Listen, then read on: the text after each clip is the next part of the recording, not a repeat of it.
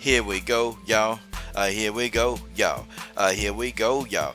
LDWMMAC. It is your boy Coach Sheldon Harrison. You're live on the Coach Sheldon Harrison Combat Sports Show live. Well, you guys know the coach was up all night long giving y'all this expert commentary. And shout out to my boy Odd Shan for coming on, man, and really getting involved in a very heated, wasn't heated, but a very good MMA discussion, man. It was good. I enjoyed the conversation. And shout out to everybody who came into the comment thread last night. My XA Gucci 23, TJ 347, Tay Tay Brown, and the list goes on and on and on, okay? I think who else is in that comment thread? I can't remember, man. Sports Princess, she came in.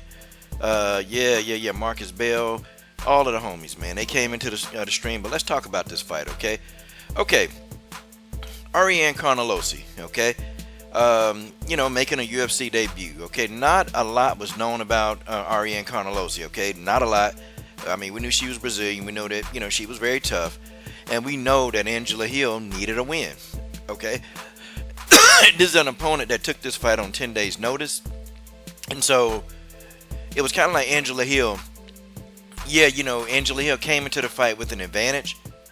But Angela Hill also had a disadvantage because she would not have known a lot about this fighter, okay? So she had to go in here and wing it, as they say.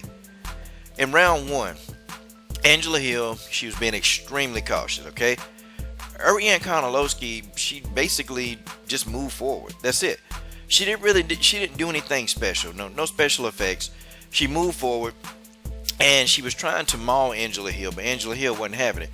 Angela Hill kept a nice jab. She was throwing jabs off the back foot, and then she'll come back with a right, and then they would engage in a clinch, and I felt like Angela Hill owned every single clinch. And I was impressed with Angela Hill in the clinch because whenever there was a clinch, she would make it an effort to throw something hard at Carnelossi when she exited those clinches. So I thought that was very impressive with Angela Hill. What I wasn't really impressed with is that Angela Hill continued to fight off her back foot. I really wanted to see Angela Hill just set her feet and throw some shots, man. Like, I wanted Angela Hill to get into the center of the octagon and really set her feet and throw some power shots because I think she could have got Carnelossi up out of there. Okay, Angela Hill, her power is very underrated, It's just like she fights in this style where she's constantly moving. And, I think that style is not suitable for a 5-round fight, and really you can tell that toward the end of the fight she was starting to get a little bit winded. And so that style requires a lot of stamina, and Angela Hill, her stamina is decent, but I think Angela Hill can do a whole lot more, man. And I think a lot of the fights that she lose, I think she can actually win some of those fights, man, if she set her feet and actually put her power behind her shots like I know she can. Carnelossi did a lot of following Angela Hill around the octagon. And for some reason, man, it's these fighters, man. Carnelossi reminds me a lot of Jessica Andrade. She also reminds me a lot of Priscilla Cachoeira. And it's weird because they don't understand how to cut off the octagon. Like, they don't know. They don't know how to take that angle to prevent the person from circling around them. Like, they can't do it. They'll sit and follow you around the octagon. And Carnelossi, that's what she was doing, man.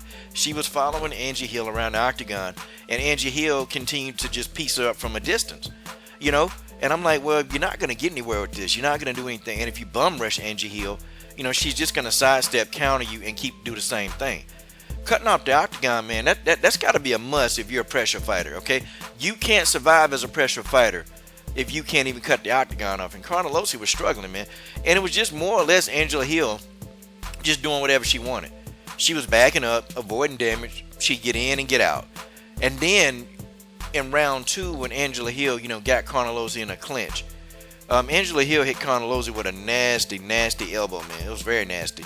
And, it was already a cut on Carnelossi's head. It was already a cut. But Angela Hill just worsened it, man. Like, it was a big old cut above her eyebrow. And so the doctors, they just went ahead and agreed to stop the fight. They stopped it. Which, I don't have a problem with the stoppage. Okay, Carnelossi, she was still wanting to continue. And I don't even think Carnelossi realized that the cut was that bad, okay? I don't think she realized it, but, it probably would have gotten worse as the fight would have went on. And when you have a cut that's opened up and it's deep and it's going to the bone, you definitely don't want that cut to get any worse, okay? Because it'll put you out for a period of time. Um, I don't know the future of this Carnelossi girl, but there's definitely a lot of holes in the game. Number one, she's very, very slow. She is extremely slow, and it's like, okay, so what are you gonna do? She's strong. I'll give her that. She's very strong.